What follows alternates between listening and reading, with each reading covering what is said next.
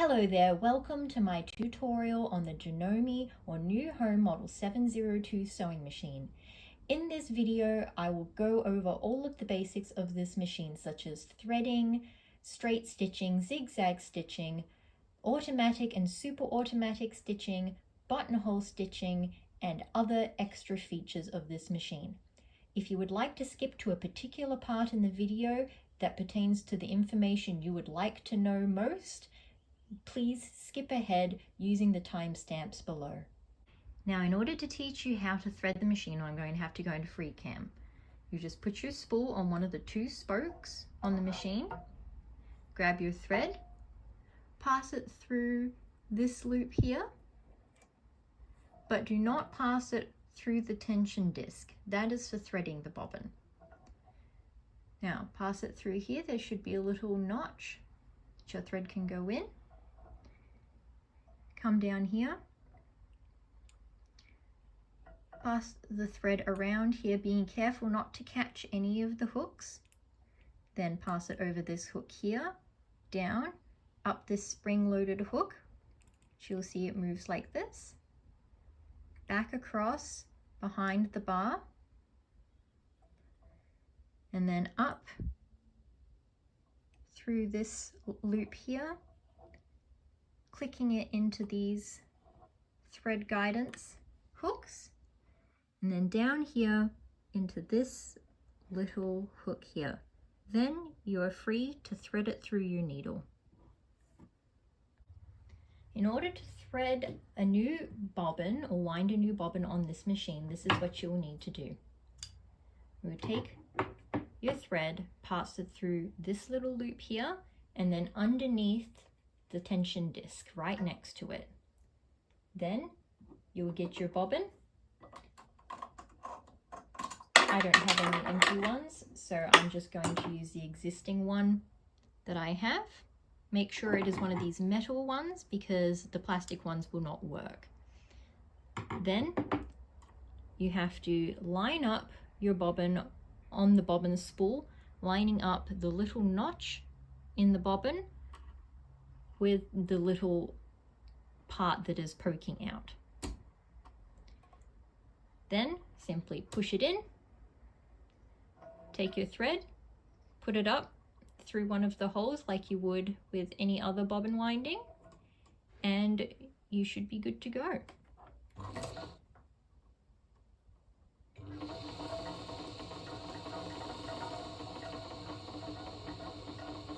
And there you go, there's your bobbin winding. Next, I'll teach you how to put the bobbin in. You'll find the bobbin underneath this plate here, which folds up like so. Then the bobbin casing will be sideways. There's a little flap that you lift it up to pull it out. And the casing should look like this. Now, in order to thread your bobbin in here, you'll want your bobbin thread facing this direction, going towards the back.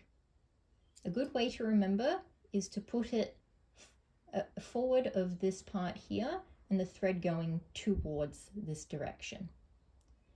Now you'll simply slide it into this notch here, pull through the tension until it comes through here, and you're good to set it in. Now, in order to set it in, you'll want the thread in front of that little hook. You'll hold the hook, pop it in the machine onto the spool with the hook facing up, and then once it's in there and it can't go in anymore, lift that little lever you did to take it out, push it in a little more until you see the middle of the spoke coming through here, which you probably can't see from my camera. Then you should be good to go. Then to bring the thread through, all you need to do is pull the wheel forward towards you and pull the bobbin thread up through the machine, just like that. Now it's time for the fun part, which is, of course, the stitching. Now, in order to do a straight stitch, you'll want your buttonhole knob here set on the regular setting, which is this one up here. You'll want your stitch width at 0 and your stitch length at any length you desire.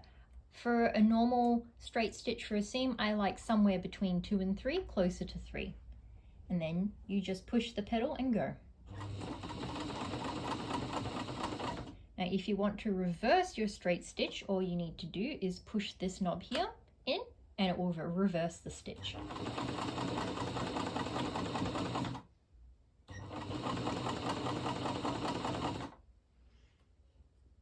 Remember to finish with your needle in the highest position. Pull your fabric out. And there you have your wonderful straight stitch and reversed straight stitch. Next, let's do a zigzag stitch. Switching from straight stitch to zigzag stitch is one of the easiest things in the world, but took me ages to figure out. All you need to do is take your stitch width knob, set it to anywhere between 2 and 5. I'm going to put mine on 3 and simply stitch.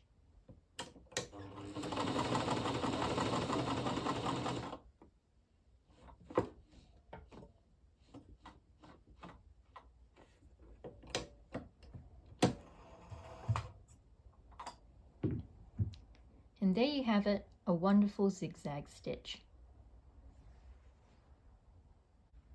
And now for the part that you're probably all here for, which is how to do the automatic and the super automatic stitching.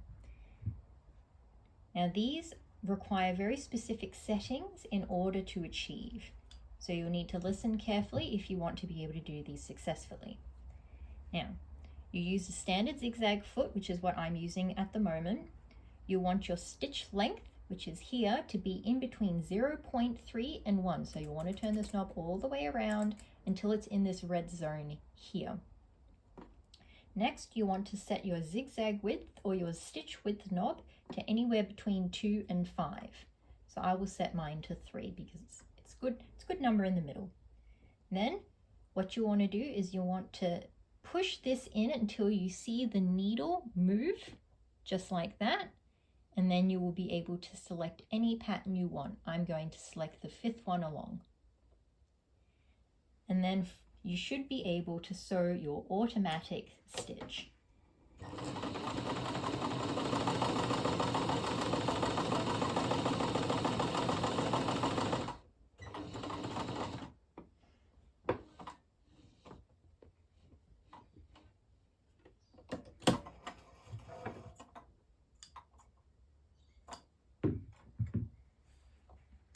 And there you go. There's the automatic stitch. Now in order to change from automatic to super automatic stitching, what you will need to do is you will need to set your buttonhole knob to the S setting, which is down here, and it has a little plus and a little minus. You'll set it down to this setting, set your stitch length to 4, so all the way around, and set your stitch width or your zigzag knob to 5. And then you'll want to select any of these patterns along. I'm going to select the blanket stitch pattern, which is the 2nd one. And then from then you can sew.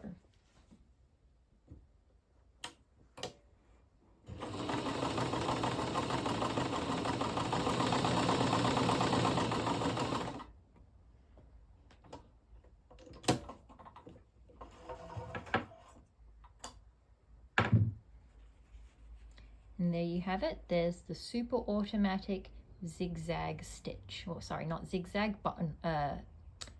blanket stitch. Thank you. Now, this machine can do buttonholes. Yes, you heard me right. However, they are not automatic like most of the modern machines, and they do require a little bit of finesse. So what you will need to do is mark out the beginning and the end of your buttonhole on your project. Then you will need to set your buttonhole knob here to the 1st setting, which is just this one here. It will click into place. Then you want your stitch length to between 0.3 and 0.7, so anywhere within this red square here. And then you'll want your zigzag width anywhere between 3 and 5, depending on how dense you would like your stitches. And you will need to make sure that your pattern selecting lever is on the 1st setting with the red buttonhole indicator. Now, the further up you have this setting, the coarser your stitches will be, and the further down you have it, the closer your stitches will be. Coarser stitches are recommended for thicker fabrics and denser stitches for fine fabrics. But once you have started, apologies for the lack of light, my light bulb broke, you'll start off at the starting point that you have marked on your project. Stitch slowly until you reach the second mark.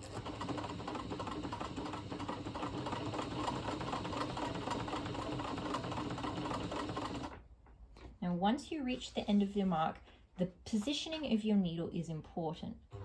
You want your needle to end with it on the left hand side to begin with. Then you'll switch your buttonhole knob to the second setting. Stitch a couple of times to make the end of your buttonhole. And you'll want to finish on the right hand side of the fabric. Then click down once more to get the third setting, which will send you back up the way you came.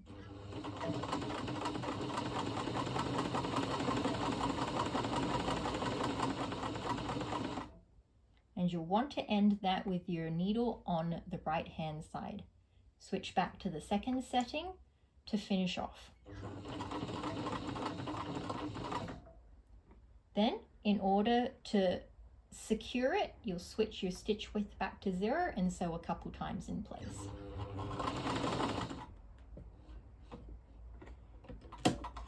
Then simply remove it.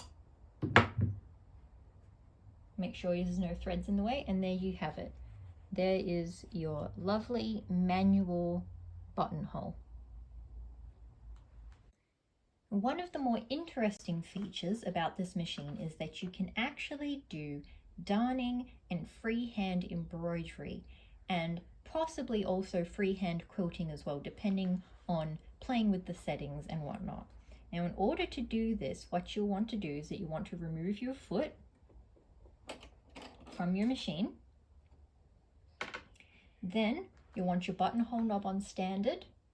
You'll want to take your stitch length and turn that all the way around till you reach 0, and then turn it a little bit further. Now this will be difficult, as what it's doing is that it's lowering the feed dogs so that they won't interfere with your movement of the fabric.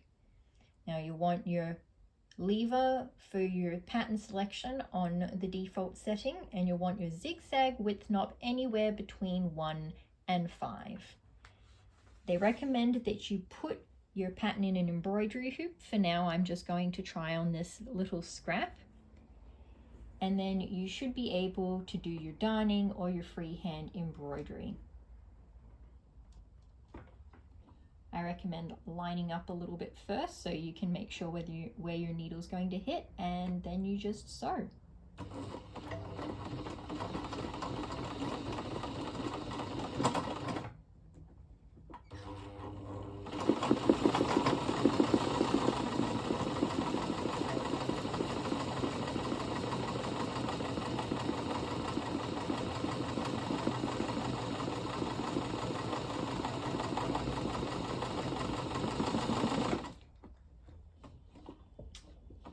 Now this is why they recommend that you use a hoop.